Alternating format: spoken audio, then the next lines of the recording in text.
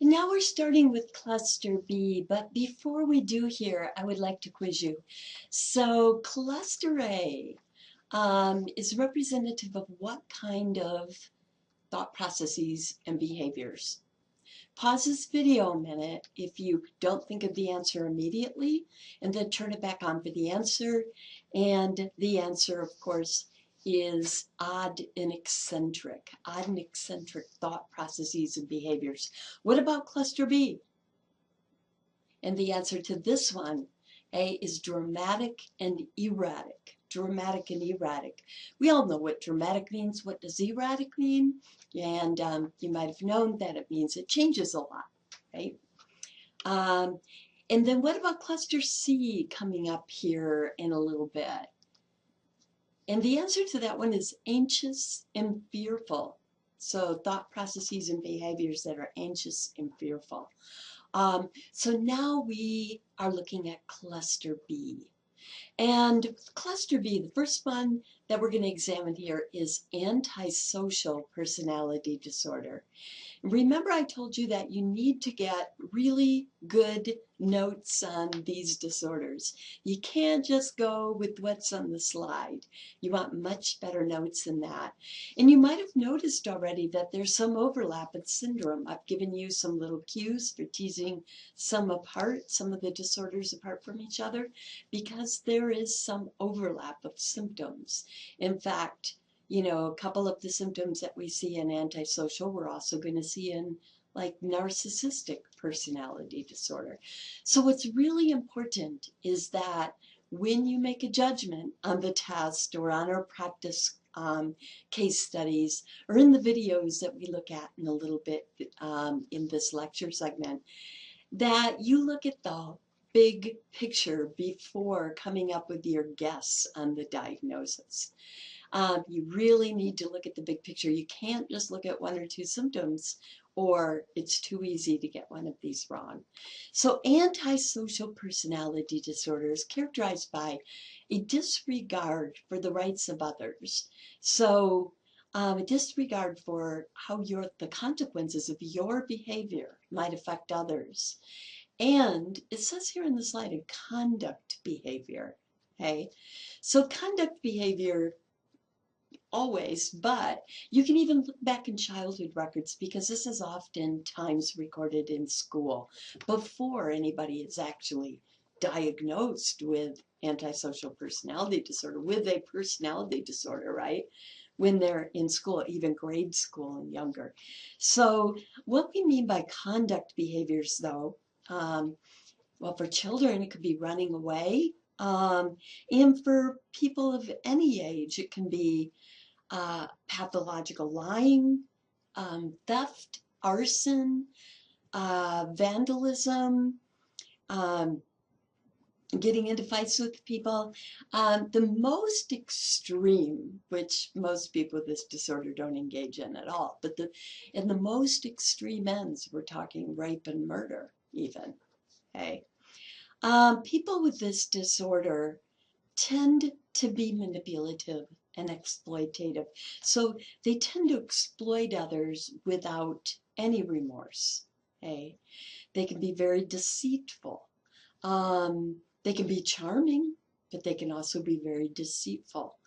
They tend to be irritable.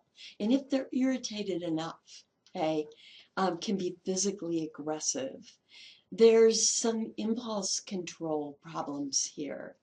And so not uncommon for somebody with antisocial personality disorder to be in default on debts. Okay, so they might owe on loans and have defaulted on their payments. They might engage in other impulsive and or reckless behaviors. Okay. Most kids who show conduct behaviors, by the way, they get over it. They get over it by the time they're 18 or old enough to be diagnosed, so they're never diagnosed with antisocial personality disorder. But, some of them don't. Now, this next one is borderline personality disorder. And this is characterized by instability and impulsivity in relationships and mood. So if you think about it, if you look at antisocial, what we just covered, that is kind of dramatic, right? But if you look at borderline, it's going to more focus on that erratic part. Okay. So instability, meaning their moods and how they feel about others in their life, relationships, can really change at the drop of a hat. Okay. Borderline personality disorder is very difficult, not just for the people who suffer from this disorder, but for those who are close to them. Oftentimes they have a very erratic sense of self. So they don't have a clear idea of what their values are, where their loyalties lay. This will also mean that there's oftentimes not a clear idea of who they are, what their career plans are. And their feelings about others, can swing really dramatically and abruptly as their moods can. So, for instance, I'm reminded of a woman whose husband was diagnosed with borderline personality disorder. And he could be very loving. This was very difficult for her to handle. But he could also be very loving, and she had decided to stick it out and to be with him. And they were celebrating their anniversary, and he took her to the lake on which they were married before. And they went out, they rented a canoe, and they went out in the canoe, and it's beautiful and it's romantic. And he's telling her how much he loves her and how she has really enriched his life. And then some little thing happened. I don't even remember it was so little, but some little thing happened that just set him off. And before she knew it, he was yelling at her that she had ruined all these opportunities in his life, and that he wished he'd never married her, and he actually pushed her out of the canoe. Okay. Now, she could swim. This wasn't, didn't cause a catastrophe, except for her, of course, emotionally. But, their feelings about somebody in their life can swing from very passionate idealization to a real contemptuous kind of anger. So very difficult for them. They're experiencing these feelings, right? Also very difficult on their families and the people who love them and care about them. Borderline personality disorder. There's a lot of impulsive behavior with borderline. And who do they have that in common with? Antisocial personality disorder, right? And you're going to see that running through this cluster a lot, but impulsive behavior, so not unusual that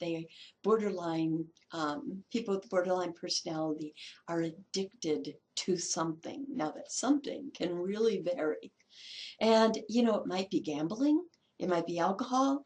It might be drugs. It might be overeating. It might be spending money. Okay. There are huge abandonment issues with the borderline personality. Fear of being alone, really demanding the attention of the other people in their life. Real fear of being alone. In fact, and they can become very manipulative because of this fear of abandonment and this need to attention, to the point where let's say they have a spouse who is talking about leaving them, to the point where they might even threaten suicide. Now, that threat is not necessarily an empty threat, because in fact, people with borderline personality disorder are far more likely to commit suicide than general members of the population. They have a much higher rate of suicide actually following through on it. Okay.